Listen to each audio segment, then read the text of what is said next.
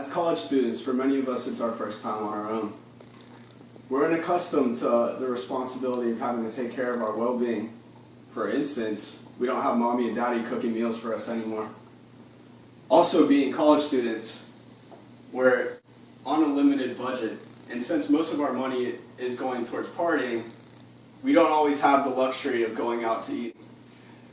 Grilling is going to be a way that you can cut down on cost of food while also getting a nutritious meal.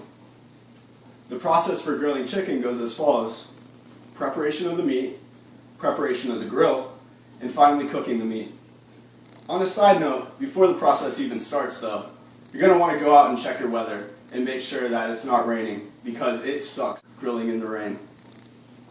And we're ready. You're going to need for this first step is chicken cutlets, your cutting board, a plate, your meat tenderizer, seasoning, and wax paper. So if you haven't done so already, you're going to need to defrost your chicken. We've already done this, so we're moving on to the next step. You're going to get a piece of wax paper, put it on your cutting board, and then grab a piece of chicken, put it on the wax paper. You flip this over, and now it's time to tenderize the meat.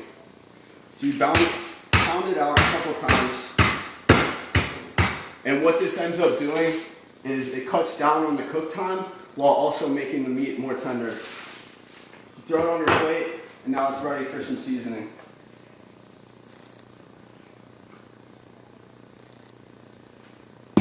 And voila, we're ready to throw it on the grill. Wash your hands after the step to reduce the risk of salmonella spread, which leads to food poisoning. The next step in the grilling process is you want to go ahead and prep your barbecue. The first task is you want to make sure that you have enough propane, which we do. Next, you're going to come over and open up the lid of your grill. You want to employ this grill brush and make sure that you knock off any residue that you have from your last usage. Now it's time to turn the propane on. So we come down here, open up the valve, and now your burners are ready to come on. So you flip the knobs into an on position and ignite them. At this point, now that you have everything ignited, you're going to go ahead and close the grill and let it get up to about 350 degrees, which will take about 5 minutes. As you can see, we have the grill up to 350 degrees. So now at this point, you're going to open the lid, turn off your middle knob, and then adjust the two side ones. You go ahead and you grab your meat and throw it in the middle as to avoid charring. At this point, we close the lid and let it sit for about 5 minutes so that it can get a nice sear on that side. After 5 minutes have passed, we're going to go ahead and do the flip now. As you can see, there's a nice little sear on that. So we go ahead and flip it and close the grill back up. This is a good time to check that your temperature is still around 350 degrees, which is the optimal temperature to cook chicken.